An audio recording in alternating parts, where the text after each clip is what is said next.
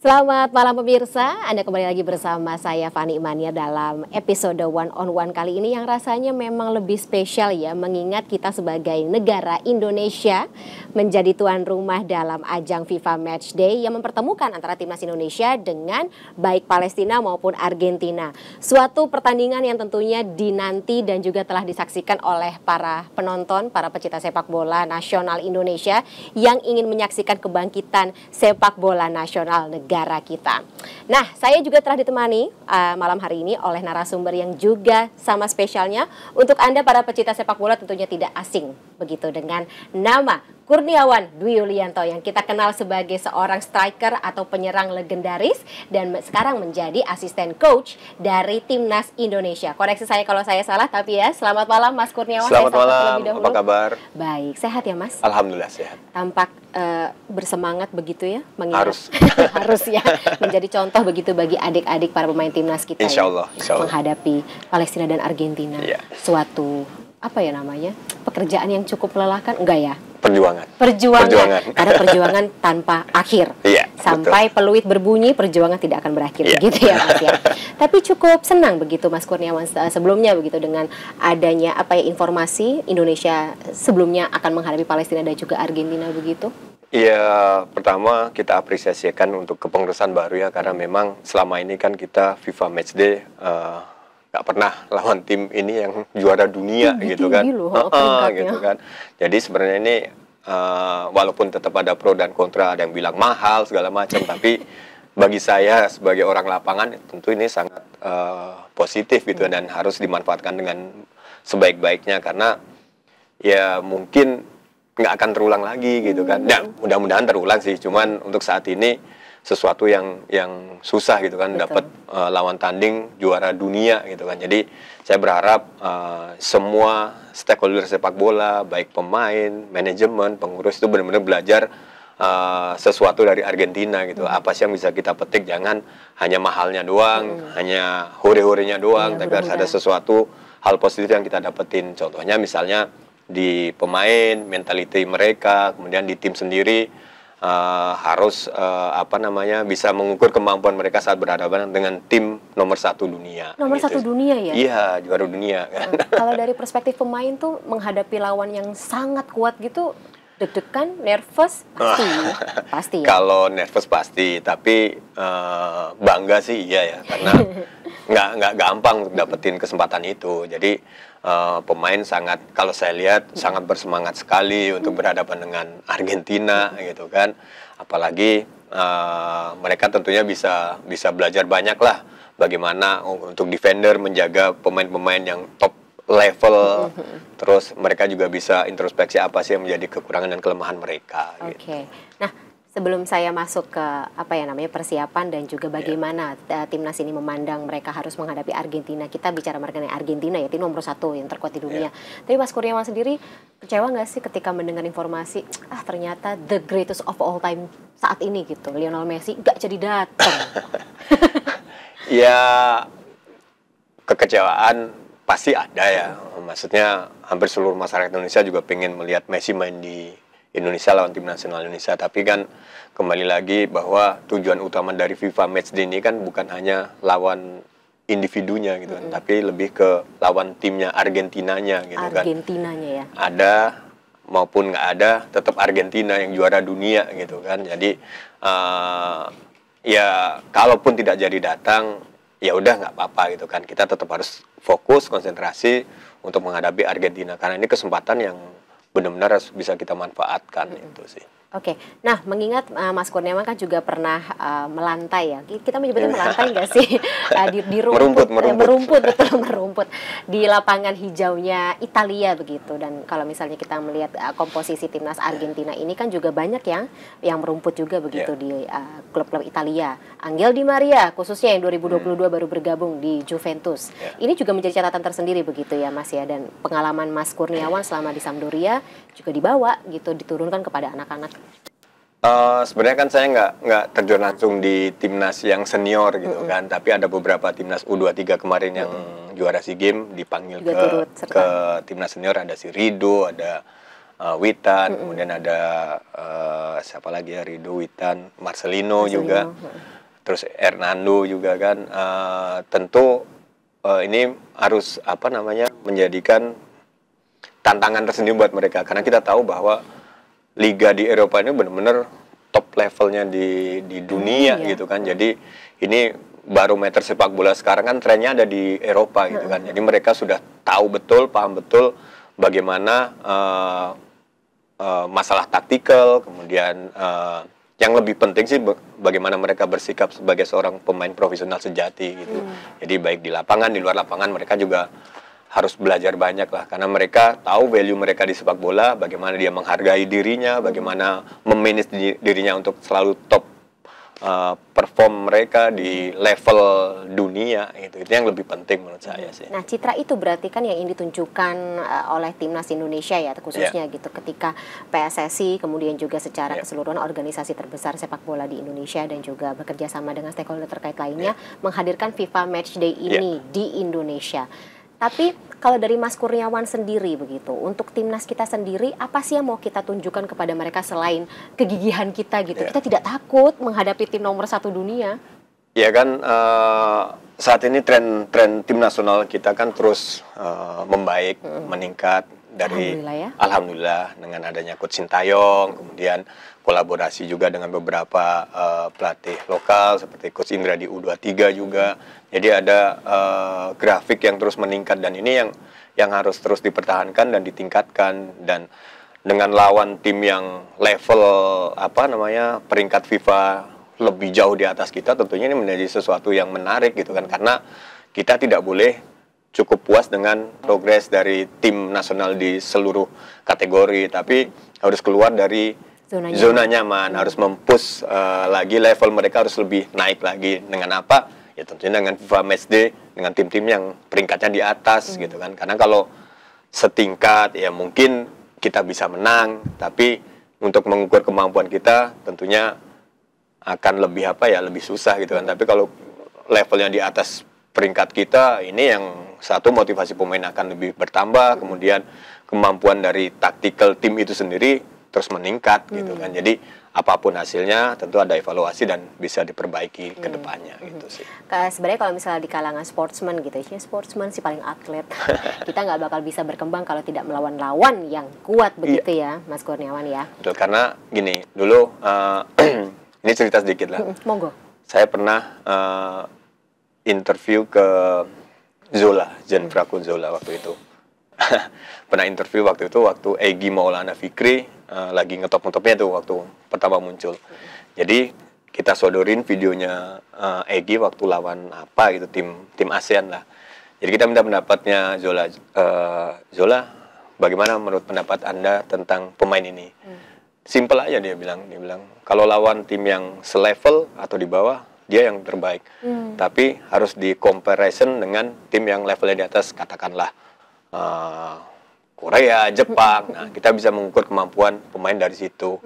Nah, begitu juga dengan tim nasional kita gitu kan. Kita bisa mengukur kemampuan tim nasional kita ketika melawan yang levelnya harus di atas kita gitu. Jauh lagi. Iya. Ini sih sebenarnya nggak di atas lagi ya. Langsung kita menuju ke langit. Tapi banyak hal positifnya seharusnya yang bisa diambil. Jadi kita bisa menakar apa sih yang menjadi kekurangan saat kita melawan tim yang di atas kita gitu sih. Nah, untuk menghadapi ya sekelas Argentina begitu dengan gaya permainannya gitu, saya sih termasuk yang awam sepak bola ya Mas Kurniawan. Sama. Nggak mungkin. Tapi mungkin bisa di-enlight begitu saya. Ketika membaca permainan timnas Argentina, kemudian ketika timnas kita juga diisi consist of para pemain yang juga pernah atau katakanlah dilatih begitu ya, berada di bawah kepemimpinan, di bawah kepelatihannya Mas Kurniawan tadi, Rido dan juga kawan-kawan ini. Apa bekal yang atau katakanlah amunisi begitu yang harus kita kedepankan ya? Ya, kalau kita bicara Argentina, kita tahulah kualitas baik individu maupun tim sudah terbukti. Cuman saya mungkin bukan kapasitas saya untuk memberikan komentar dengan timnas kita, karena kita percaya dengan coaching staff yang ada. Saya sih berharapnya para pemain disiplin mengikuti apa yang sudah menjadi game plan dari coaching staff gitu kan. Dan saya yakin betul bahwa Coach Shin punya strategi khusus dengan kelebihan dan kekurangan pemain yang ada.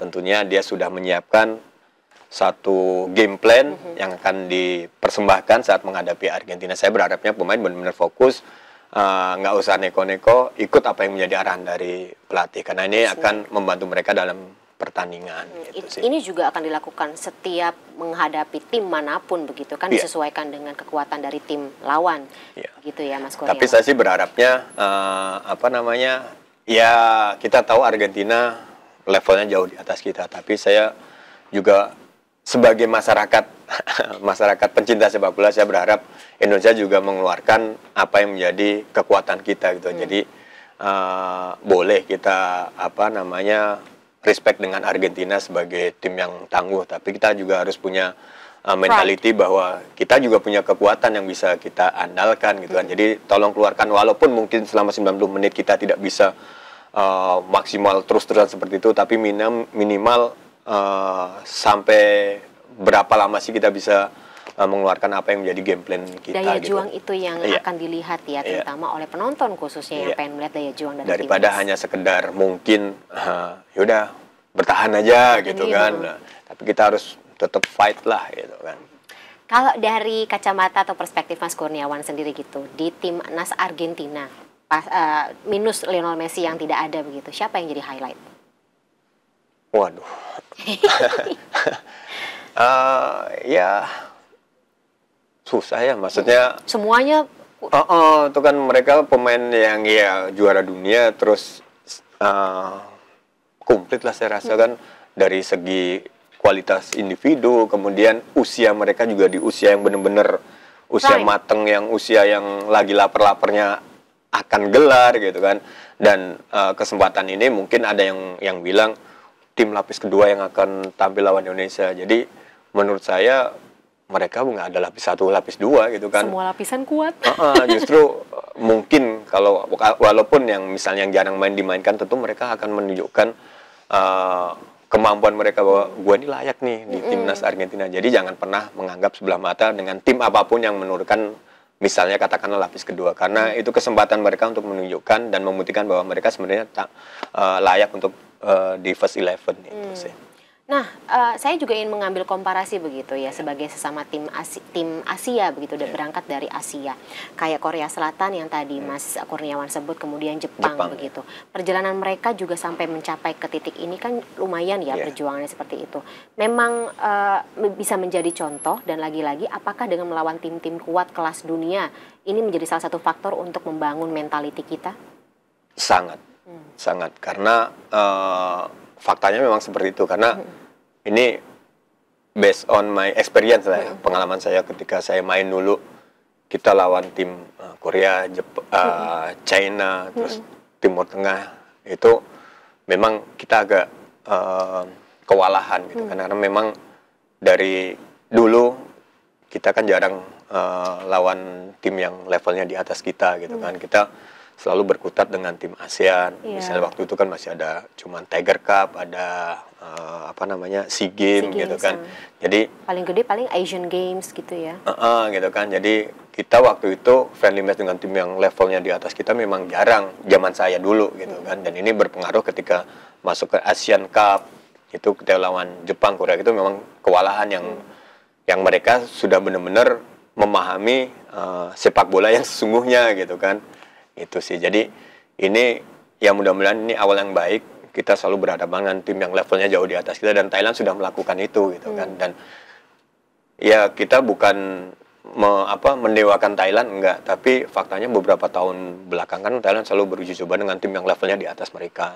Dan terbukti ketika mereka main di AFF atau di SEA Games, ya mereka kayak main gampang gitu kan, simple gitu, karena memang terbiasa dengan tekanan di level atas. Interesting, karena terbiasa oleh tekanan tersebut, makanya ya terlihat begitu di lapangan. Dan mudah-mudahan nih kedepannya bukan hanya 2 FIFA Matchday ini, kedepannya terus-terusan kita selalu beruji tanding atau FIFA Matchday dengan lawan tim yang benar-benar levelnya di atas kita. Jadi pressure ke pemain itu ya yang bisa mengatasi kan pemain itu sendiri di lapangan gitu kan. Nggak mungkin kita di luar lapangan. Kita mah enak di luar gitu ya. Ayo bisa gitu kan. Yang di dalam gitu kan. Jadi permasalahan pemain di lapangan yang bisa mengatasi pemain itu sendiri lewat bantuan kita yang di luar gitu kan. Gitu sih. Oke. Mungkin Mas Kurniawan, lagi-lagi kita bicara mengenai mimpi atau harapan gitu. Setelah Argentina nih, kira-kira timnas mana yang Mas Kurniawan ingin timnas kita, baik senior maupun U23 lawan? Saya sih berharapnya lawan timnas Inggris ya. Why? Karena karakteristik tim-tim dari Inggris atau Inggris kan memang benar-benar main lebih ke cepat, physically gitu kan. Jadi ini akan sangat membantu mentality pemain kita gitu kan. Itu sih menurut saya.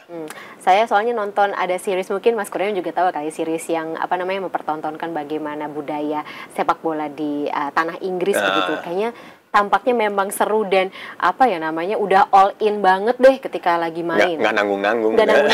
Ini yang memang menurut Mas Kurniawan harus dimiliki oleh pemain timnas kita gitu. Masih kurang all in, masih kurang.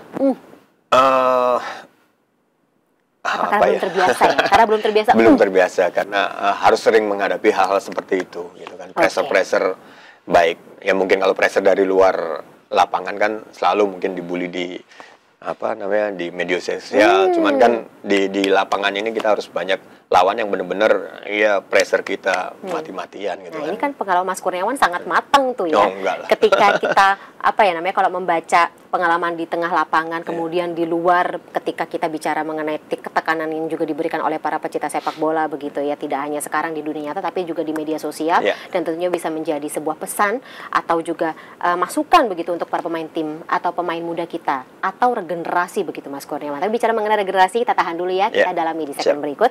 Pemirsa One on One akan segera kembali, tetap bersama kami.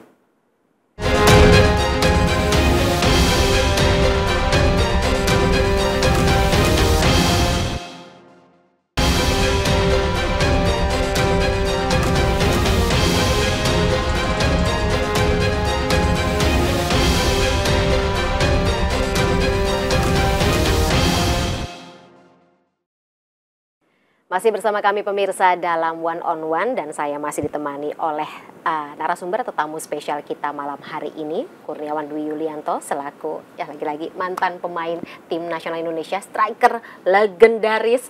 Nah, bicara mengenai kelegendarisan itu, Mas Kurniawan, masih semangat ya? Masih segmen kedua, Mas. Ya, oke.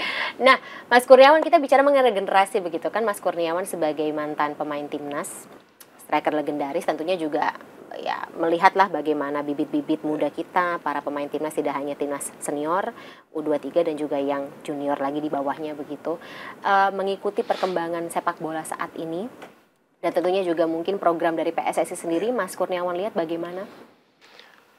Iya, kalau kita bicara potensi, sebenarnya sepak bola Indonesia ini luar biasa. Nggak habis-habis ya kayaknya. Nggak ada habis-habis, apalagi talent gitu kan. Memang nggak akan ada putusnya, cuman kan talent aja menurut saya nggak cukup gitu kan. Harus dibarengin dengan pembinaan, terus kemudian penanganan yang benar gitu kan. Dan ini menurut saya menjadi pekerjaan rumah buat semua stakeholder sepak bola kita gitu kan. Dan saya bukan bermaksud menggurui, tapi apa yang sudah saya dapatkan kemarin, misalnya saya waktu ke Como, itu kan saya banyak belajar tentang bagaimana pembinaan usia muda gitu kan. Jadi yang membedakan mungkin adalah mentality dan mindset para pemain-pemain muda di sana gitu kan. Apa bedanya, Mas? Pemain-pemain muda katakanlah saya di klub Como lah, di Como yang usia muda mereka itu, mindset mereka itu bahwa saya pengen hidup di bola gitu. Emang di bola. Jadi mereka ini baru bisa mendapatkan kontrak profesional itu umur 19 tahun. Sementara di Como itu ada 11 tim dari senior 19, 17, 15 sampai 8 tahun. Nah, mereka berkompetisi secara reguler. Nah, dari umur mungkin 8 atau mungkin katakanlah 10 tahun, mereka harus berjuang berapa tahun untuk dapetin kontrak profesional. Nah, tujuan mereka main bola kan untuk dapat kontrak profesional. Dan selama sampai umur 19 kan mereka nggak digaji nih. Ini kita bicara di Como ya, nggak digaji. Nah, mereka sudah mengorbankan masa remajanya, sekolahnya mungkin juga itu. Jadi mereka itu, saya kan kebetulan dikasih kebebasan untuk bisa melihat dari semua kelompok umur. Dan saya lebih fokus ke umur 19 karena saya melihat ini kan usia transisi dari junior ke level senior gitu kan, dan yang jadi permasalahan di sepak bola Indonesia kan juga sama gitu kan, masa transisi ini kan. Jadi beberapa pemain itu mereka tidak terlalu peduli dengan media sosial gitu kan. Jadi beberapa pemain saya follow, saya cek, ternyata mereka hanya posting 2 atau 3 postingan aktif gitu kan. Iya, saya tanya, kenapa kamu nggak ini gitu kan? Dia bilang, coach, saya tidak mau pengorbanan saya dari kecil dalam sepak bola ini sia-sia karena keganggu, ke distract fokus saya dalam sepak bola, yang akhirnya saya nggak dapat kontrak profesional. Sudah sangat termotivasi ya. Gitu. Jadi saya itu yang juga kuat banget. Saya itu yang berasa, wih gila. Jadi mentality, mindset mereka itu benar-benar, ya udah gue serahin hidup gue di bola, gue harus dapetin sesuatu di bola. Nah ini contoh kecilnya. Terus bagaimana mereka memanage dirinya sendiri untuk menjadi seorang pemain sepak bola. Jadi mereka mengatur, karena mereka kan nggak ada asrama kan. Mereka harus mengatur makan sendiri, jam istirahat sendiri, jam sekolah. Jadi itu benar-benar mereka lakukan demi kontrak profesional gitu kan. Nah ini ya kita tidak bisa menyalahkan pemain Indonesia, pemain muda Indonesia, karena memang ya dulu waktu saya kecil saya juga merasakan hal yang sama. Maksudnya saya tidak mendapatkan knowledge yang benar-benar clear untuk menjadi seorang pemain profesional, tidak mendapatkan edukasi yang cukup. Dan kenapa saya bilang ini pekerjaan rumah untuk semua stakeholder, karena untuk menciptakan seorang pemain sepak bola profesional ini bukan hanya semata-mata tugasnya pemain gitu kan, tapi sebagai pembina itu menjadi tanggung jawab kita juga gitu kan. Jangan sampai potensi yang ada di Indonesia ini menjadi sia-sia menurut saya. Jadi benar-benar tidak boleh kita menyalahkan, oh permasalahannya ada di sini, nggak bisa. Jadi ini benar-benar berkaitan satu sama lain. Iya, gitu sih. Tapi bicara mengenai media sosial begitu Mas, mungkin ini juga jadi salah satu faktor ya. Ketika kita tahu pemain-pemain muda kita juga tidak bisa lepas begitu dari media sosial dan juga apalagi endorse gitu ya. Endorse ya, mau nggak mau ya. Itu kan juga salah satu keuntungan tersendiri begitu. Tapi kita juga ya tidak bisa menafikan bullying itu juga masif di media sosial. Gimana Mas Kurniawan melihatnya? Jadi mungkin gini ya, saya termasuk yang beruntung lah. Artinya zaman dulu saya nggak ada seperti itu. Jadi mungkin kalau saya hidup di zaman sekarang yang belum tentu kuat, sama gitu kan. Memang mau tidak mau, suka tidak suka ini kan akan terjadi gitu kan. Jadi kadang-kadang saya selalu berpesan ke junior-junior saya, udahlah jangan main medsos dulu, walaupun ya tangan gatal itu hal yang normal gitu kan.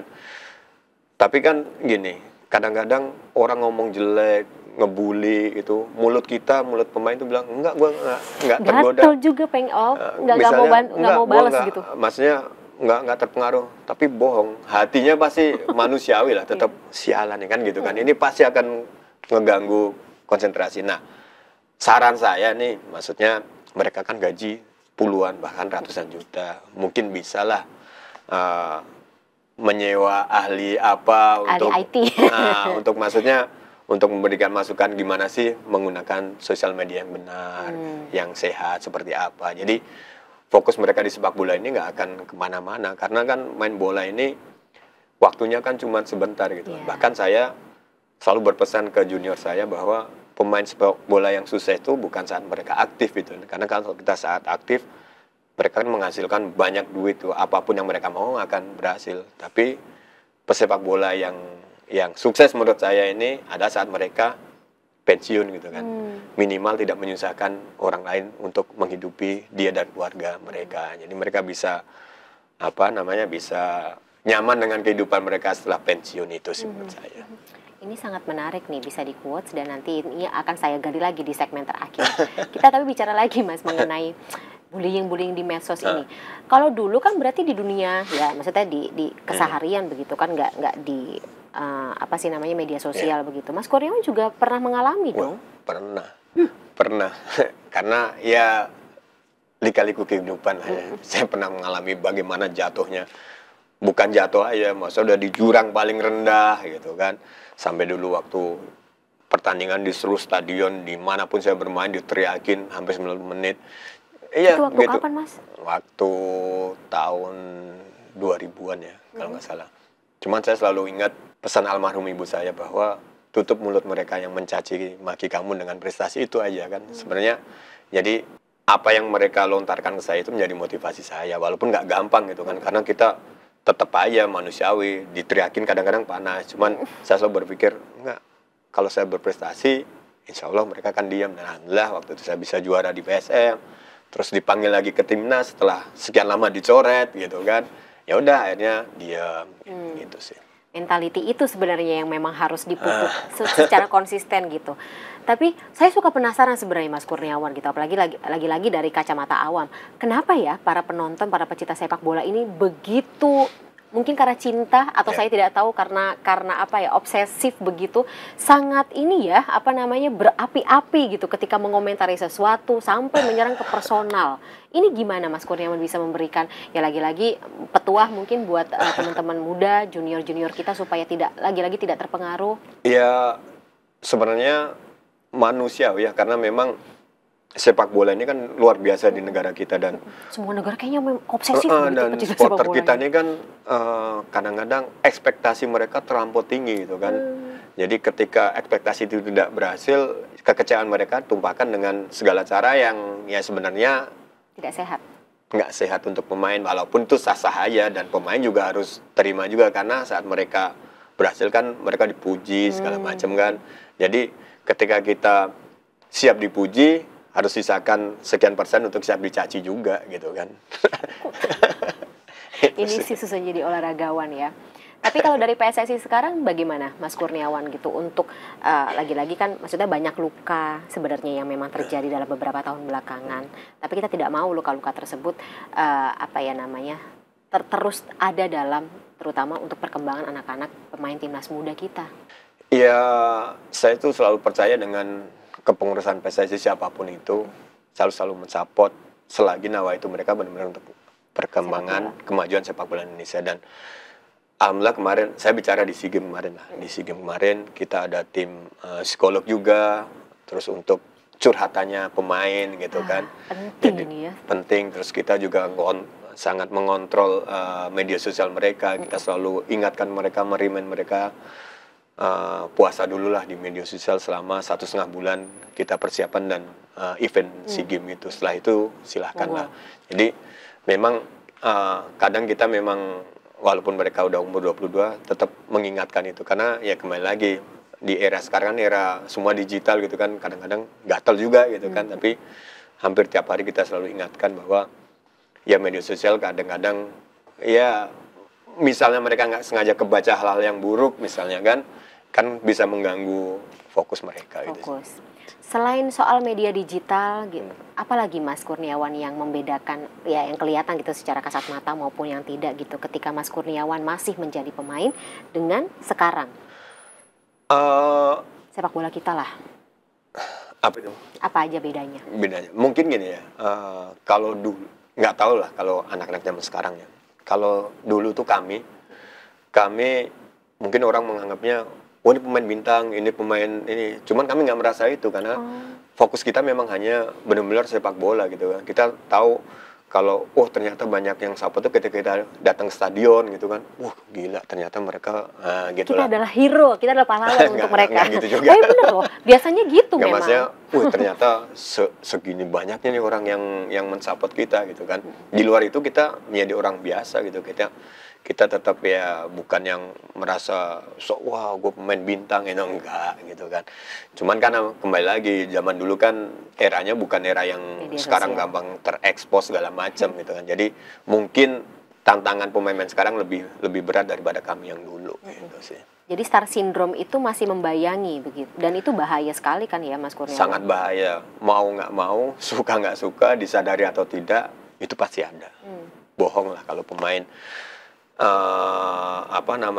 bilang gue enggak gitu kan. Karena yang bisa menilai kan orang lain gitu kan. Para pemain hanya bisa diingatkan, mungkin ada yang sadar kemudian kembali turun lagi, ada yang enggak, gue biasa aja. Cuman kan yang bisa melihat perbedaan kan orang lain gitu kan. Itu sih. Oke.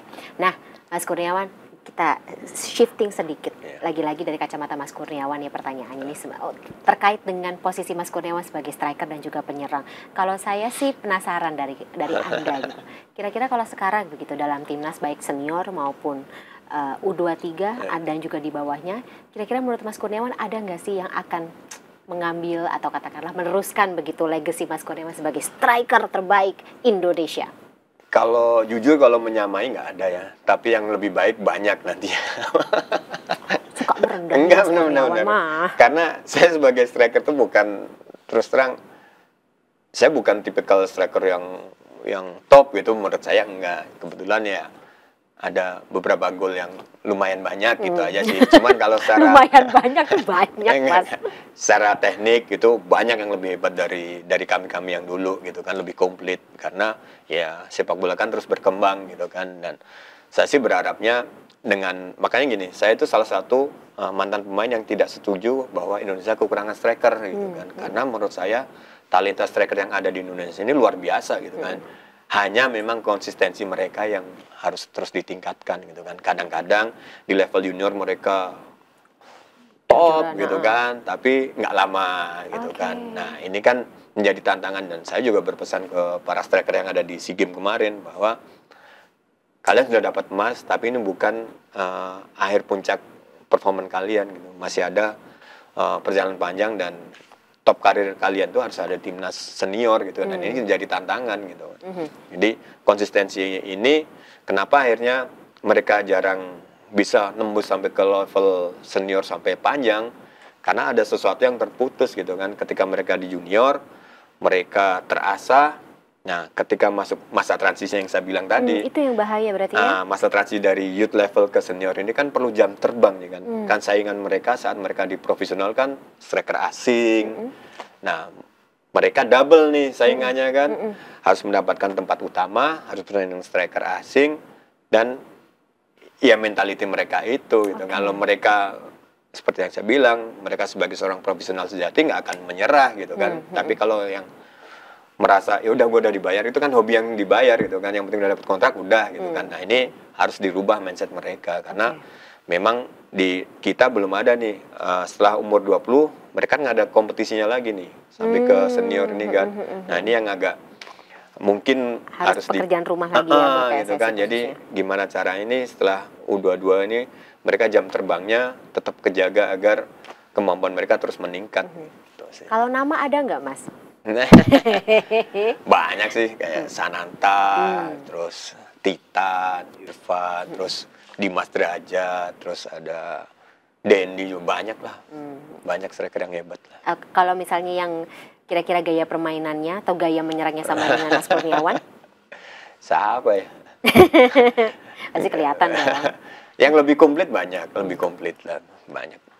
Sananta lebih komplit, kemudian Titan bagus juga lah, banyak lah. Mas Kurniawan ini suka merendah pemirsa, tapi memang lagi-lagi ini juga sebuah mentality ya yang harus dipunyai oleh pemain timnas kita gitu. Para atlet manapun begitu harus tetap kita membumi, menjejak ke bumi walaupun prestasinya di awan, langit-langit begitu. Nah, saya ingin lebih banyak menggali sisi personal Mas Kurniawan, tapi kita simpan ya untuk segmen berikut ya Mas Kurniawan ya. Pemirsa tetaplah bersama kami, One Hour masih akan segera kembali setelah jeda berikut.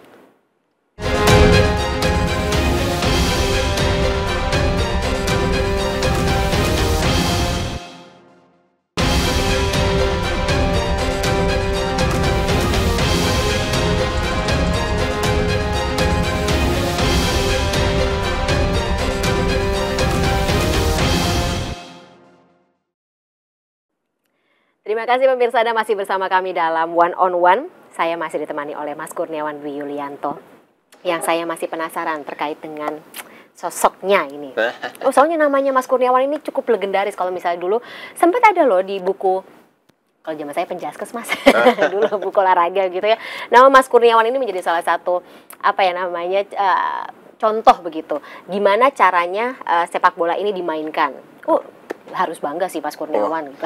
Alhamdulillah begitu. Alhamdulillah. Nah, tapi Mas Kurniawan setelah pensiun begitu di gantung sepatu ya kita nyebutnya ya. Gantung sepatu di tahun 2013. Sibuk apa aja Mas? Jadi karena dulu saya udah ngorbanin masa remaja saya, sekolah saya gitu kan. Saya nggak sempat kuliah, walaupun sempat masuk, tapi ya karena waktu juga terus keluar. Eh, saya pengen dapetin sesuatu di sepak bola. Jadi passion saya di bola. Jadi sebelum saya memutuskan pensiun, saya udah persiapkan diri saya untuk mengambil lisensi kepelatihan gitu kan. Jadi 2010 saya ambil lisensi kepelatihan. Nah, saya terus kursus terus lah untuk dapat lisensi kepelatihan sampai ya akhirnya alhamdulillah sekarang udah dapat pro diploma untuk lisensi kepelatihan gitu sih. Seperti apa sih Mas pengambilan lisensi kepelatihan itu kalau boleh diceritakan? Jadi kan ada tahapannya ya. Pertama untuk yang mantan tim nasional itu boleh C license.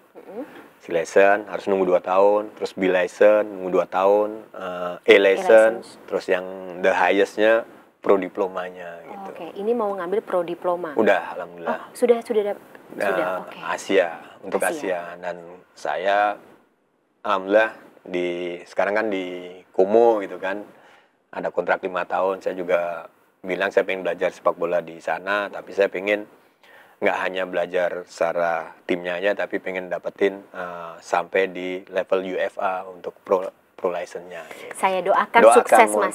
Pokoknya doa sejuta umat untuk Mas Kurniawan Duranto saya sukses begitu. Amin. Nah, lisensi tersebut nanti akan digunakan untuk membangun sepak bola Indonesia? Pastilah. Karena saya ya pada akhirnya saya akan berbakti buat bangsa inilah. Alhamdulillah.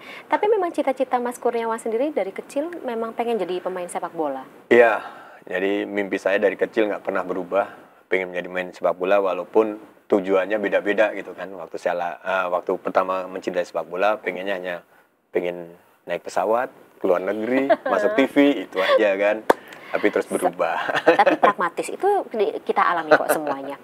Oke, ketika ya lagi-lagi menceritakan masa kecil Mas Kurniawan begitu ya, main sepak bola pertama kali gitu sampai akhirnya, aduh kayaknya enak nih gitu, kayaknya gue jago nih main di sini gitu, itu gimana sih Mas, boleh ceritain? Sebenarnya sih tahun 82 waktu nonton Piala Dunia, belum lahir pasti. Sedikit. Ya nonton Piala Dunia waktu itu lihat Maradona gitu kan. Tangan Tuhan, the hand of God. TV-nya kan masih hitam putih gitu kan. Gila seru nih kan. Akhirnya sama teman-teman di kampung sering main bola gitu, walaupun sama orang tua dilarang tuh karena sering bolos ngaji gitu kan. Sering dipukul gitu kan. Tapi namanya bandelnya anak kecil kan. Sampai akhirnya almarhum ibu yang nggak tega gitu kan. Ya udah nggak apa-apa gitu sih. Semangatnya tidak bisa dikerangkeng gitu kan. Walaupun keluarga saya nggak ada yang atlet nih. Oh, nggak ada? Nggak ada. Jadi ini atlet pertama ya? Dan tentunya gitu. bukan yang terakhir Mas Kurniawan. Mudah-mudahan nggak. Nah, cerita lagi. Sempat dilarang sama orang tua, almarhumah ibu, bapak begitu? Almarhum bapak. Karena tiap sore kan di kampung selalu main bolanya sore gitu kan. Sore kan habis asar biasanya waktunya ngaji gitu kan. Saya sering bolos. Jadi bapak ngecek, nggak ada nih sih anak gue nih kan, kemana? Pasti di lapangan, wah itu udah dikejar-kejar gitu-gitu lah. Dikejar-kejar sempet. Gitu kan, sampai akhirnya kelas 1 SMP itu bapak saya mungkin udah saking keselnya kan, bilang, udah kalau kamu pengen jadi atlet, jangan atlet sepak bola, harus atlet badminton, karena waktu itu kan masih yang Lim Swee King gitu-gitu kan, juara Piala Thomas segala macam lah. Jadi saya mau di sekolah ini, sekolah badminton di Magelang, tapi ya mungkin dah jalannya di bola, waktu mau daftarin ternyata tutup. Nah waktu perjalanan, iya serius nggak bohong. Tuhan bekerja. Jadi waktu perjalanan balik naik angkot, saya baca spanduk tuh dekat stadion di Magelang itu, dibuka sekolah sepak bola. Saya nangis tuh, minta turun daftarin ke situ. Bapak saya mungkin malu kali ya. Ya udah ya. Nah, dari situ lah awalnya. Gitu. Oke, gitu. Daftarin, tapi ya gitu, dia bilang saya nggak akan mau minta beliin sepatu bola gitu, enggak lah. Jadi nenek saya yang bantuin saya, terus dari yang ya mohon maaf yang jelek gitu kan, terus saya ngumpulin duit jajan saya untuk dapat ini sepatu bola. Motivasi itu udah terlihat dari kecil ya Mas Kurniawan. Jadi perjuangan itu ya. Nah, yang bikin almarhum bapak akhirnya mengizinkan Mas Kurniawan terjun. Jadi itu kan kelas 1 SMP itu. Kelas 1 SMP, jadi belum ada 1 tahun tim SSB saya ini ikut sekolah pertandingan antar SSB, antar sekolah sepak bola se-Jawa Tengah. saya juara waktu itu. Saya kapten. Terus kapten waktu itu kan terima piala kan difoto itu kan, masuk ke koran, ada namanya dulu Suara Merdeka lah di Jawa Tengah. Nah itu saya kasih ke bapak saya. Bapak nggak pernah nonton berarti? Pernah dulu awalnya. Ibu juga nggak pernah? Nggak pernah. Mulai dari situ akhirnya mungkin lah beliau tergerak hatinya. Berarti bisa main bola juga mungkin saya nggak tahu mungkin. Soalnya nggak pernah nonton. Terus akhirnya mensupport lah. Kelas 1 SMP mau naik kelas 2, kelas 3 SMP saya dapat beasiswa masuk di kelas Salatiga. Udahlah. Udah bener-bener mandiri, udahlah mungkin gitu. Oke, tapi setiap pertandingan Mas Kurniawan termasuk yang profesional, Bapak sama Ibu nonton juga? Waktu itu jarang ya, maksudnya waktu kalau timnas waktu Primavera main di Indonesia ada pra-Olimpik, terus Piala Asia itu nonton dari Jawa, mereka datang gitu, seneng. Oke, mungkin ada pesan begitu dari almarhum Bapak dan juga almarhumah Ibu untuk Mas Kurniawan gitu, yang motivasi kemudian drive-nya juga terlihat banget. Saya ingin memperbaiki dan juga mengembangkan sepak bola, tidak hanya sebagai pemain tapi mungkin ketika sudah pensiun. Enggak sih, yang itu dia, maksudnya waktu perjalanan karir saya mungkin karena bapak dengan ibu saya kan lama sakit itu kan, waktu beliau ini sehat mungkin banyak hal yang sebenarnya di kehidupan sepak bola saya itu yang lagi jatuh gitu kan. Jadi ya itu, mereka selalu mengingatkan bahwa ini jangan sia-siakan pilihan hidupmu, kamu harus bisa menghidupi keluarga, harus bisa bangkit, tutup mulut mereka dengan prestasi segala macam lah. Jadi lebih ke, ya saya terima kasih sekali ke almarhum kedua orang tua saya yang selalu menguatkan saya, karena pada akhirnya ya kita akan kembali ke keluarga gitu kan. Jadi mereka yang selalu menguatkan saya gitu sih. Itu yang menjadi motivasi utama ya Mas ya. Tapi kalau untuk sepak bola sendiri Mas Kurniawan, apa yang menjadikan itu ya lagi-lagi motivasi? Karena Mas Kurniawan sampai dengan saat ini masih setia dengan sepak bola. Karena gini ya, menurut saya nggak banyak orang yang diberi anugerah atau keistimewaan sebagai seorang pemain bola gitu kan, seperti saya dan teman-teman yang lain yang notabene ya sebenarnya ini hobi kita sebenarnya kan, tapi bisa menghidupi keluarga, bisa membantu banyak orang juga, bisa berbagi ilmu ke semua orang. Artinya sepak bola ini bukan hanya mata pencarian, bukan hanya kecintaan saya, tapi juga ibadah buat saya gitu kan. Jadi ini yang benar-benar ya udah, emang ini pilihan hidup dan ini yang menjadi kecintaan saya dari kecil. Saya tidak akan melepaskan sedikit pun di sepak bola ini gitu sih. Tapi puluhan tahun di dunia sepak bola Mas, gak pernah merasa bosan atau gak pernah merasa mempertanyakan apakah ini jalan hidup yang tepat begitu buat saya? Kalau jenuh itu pasti ada ya, karena memang dari kelas 3 SMP kan saya udah tinggal di mes gitu kan. Dan musuh pemain bola sebenarnya mental fatigue itu kan, maksudnya ya kejenuhan itu sendiri gitu kan. Jadi kembali lagi, kalau saat kita jenuh kan memang apapun yang kita, apalagi waktu main dulu kan, apa yang kita punya, kemampuan kita itu nggak bisa keluar gitu kan. Jadi saya selalu cari sesuatu. Makanya saya dulu salah satu mantan pemain yang jarang bergaul sama pemain bola gitu kan. Gitu? Saya karena ya kami kan di asrama gitu kan, pagi ketemu, siang ketemu. Lo lagi.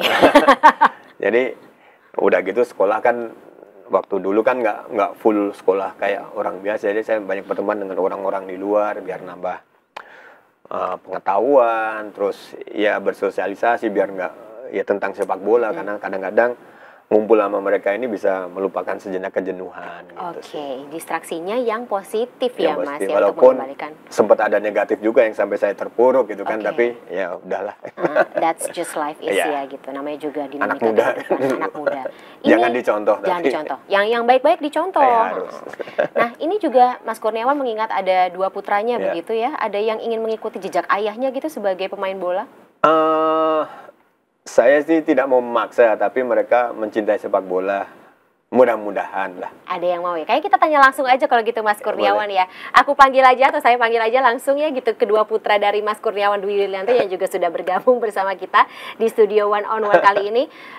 Aksa dan juga Aufa ya Mas Aksa ya? dan Aufa. Yuk kesini yuk kita ngobrol. Ih, 2 laki-laki. Pasti seneng banget ya Mas Kurniawan ya. Ada teman main bola berarti di rumah ya bareng-bareng. Ada, cuman nggak pernah saya latih karena kalau saya ngelatih bandel. Yang ini Aufa. Ini Alfa. Yang ini Aksa. Aksa.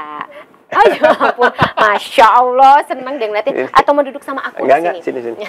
Sini. Oke. Sini Alfa. Sini Alfa. Alfanya Alfa di tengah sama Sini. Mas. Monggo, senyamannya. Anggap aja rumah sendiri. Duduk sini. Aksa sini. Oke. Aku tanya-tanya dikit ya, Ci, kita Iya. ngobrol dikit. Boleh. Wow, 3 pemain bola di depan saya pemirsa saat ini gitu. Nih yang Aksa usia 12 tahun. Iya. Yang Aufa usia 9, berarti 9 tahun. Aksa berarti kelas 1 SMP, betul? Ini kalau dia kan sekolah tinggal di Malaysia, dia ini kelas 6. Oke. Nanti Desember baru tahun ajaran baru. Yang Aufa kelas 3. Kelas 3 SD. Yang main bola dua-duanya. Dua-duanya main Oke. bola. Aku boleh tanya dong gitu. Aksa main di posisi apa? Aufa main di posisi Iya. apa? Aksa apa? Striker. Striker. Striker. Sama kayak bapaknya kan? Kalau Aufa Bek kanan. bek kanan. Lawannya kalau dulu ya berarti ya Mas ya. Kan Lawan. yang kita Ini waspadai. soalnya ini agak garang yang ini. Oh gitu, kalau back memang pemain belakang harusnya Iya, jarang nih. ya. Kenapa sih pada mau main bola? Pasti ini nggak diajak nonton bola sama bapak ya dari jam. Panggilnya bapak ayah? Ayah. Ayah. Diajak nonton bola ya sama ayah dari kecil ya? Nah, jawab. Iya.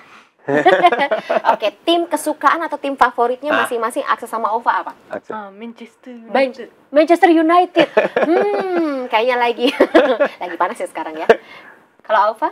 Manchester City. Loh, kan musuhan. Derby. Kan musuhan derby. Lah kalau nonton gimana itu, Mas? Berantem sendiri mereka berdua. Berantemnya lucu dong. Waduh. Oke, ini pertanyaan cukup sulit begitu. Ya. Menurut Aksa sama Aufa atau juga mungkin menurut ayah ya, Ya. kira-kira yang lebih kalau misalnya ditandingkan, lo striker sama bek kanan, siapa yang bakal menang? Abis ini berantem ya. Siapa menang? Saya. Oh. Apa? Aku. Aku. Oke. Nah, berarti kan dari kecil mungkin sudah langsung dikasih nutrisi sama asupan ya, membedakan mungkin dari zaman waktu masih dulu ya. Kalau gitu Mas Kurniawan yang harus lebih baik dong gitu. Makanan yang harus dimakan sama Aksa dan juga Aufa, tapi kamu nggak suka apa? Yang mungkin kalau kata ayah harus makan ini sehat, tapi nggak suka gitu. Sayur. Sayuran. Aufa juga nih kayaknya ya. Sayur. Ya, dibikin jadi burger aja nanti enak deh sayurnya. Waduh. Dua-duanya sama-sama mau nanti jadi pemain bola profesional? Iya. Oke. Aksa sama Aufa kira-kira kalau misal disuruh pilih nih, tim gitu, klub. Mohon maaf nih, maaf sih kalau sensitif nih. Kalau disuruh milih klub gitu yang ada di Indonesia, kira-kira pengen main di mana? Sama siapa? Tim apa? Persib Bandung. Persib atau Bandung. Persija. Atau Persija, takut banget. Kalau Aufa? Arema. Ini derby semuanya, Mas. Iya. Gimana Padahal tuh? mereka ini kan tinggal di Malaysia nih. Nggak tahu nih. Tapi Tahu hafal dari ya? mana Persija, Persib? Tahu. Aufa, Arema tahu dari mana? Oke, pemain favorit kalau begitu. Nah. Aku tanya sama tiga-tiganya kalau gitu ya, Mas Kurniawan, Aksa dan juga Aufa. Mas Kurniawan dulu deh, pemain favorit.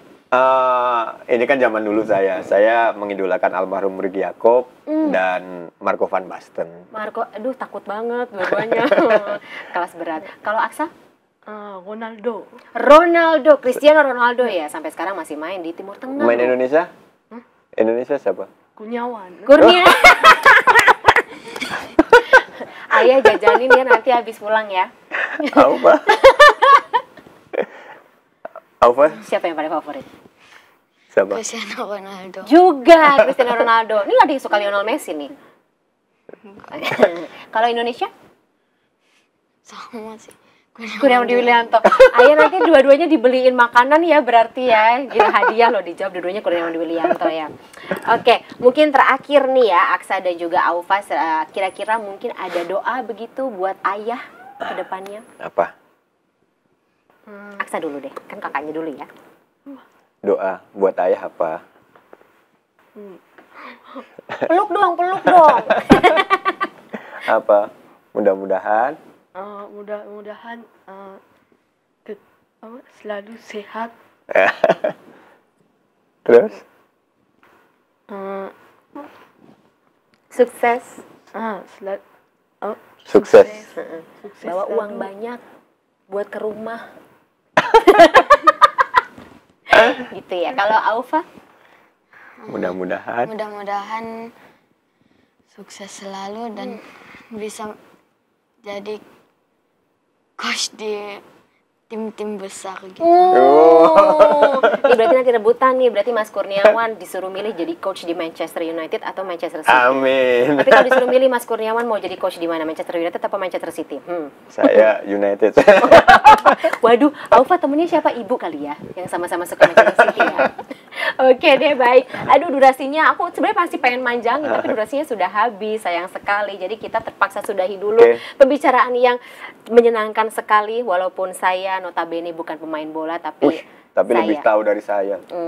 Riset dikit mas, sama suka nontonin teman-teman main itu game sepak bola. Terus saya marah-marah, kok gini sih gitu. Baik, makasih banyak Mas Kurniawan. Makasih banyak loh Aksa dan juga Aufa.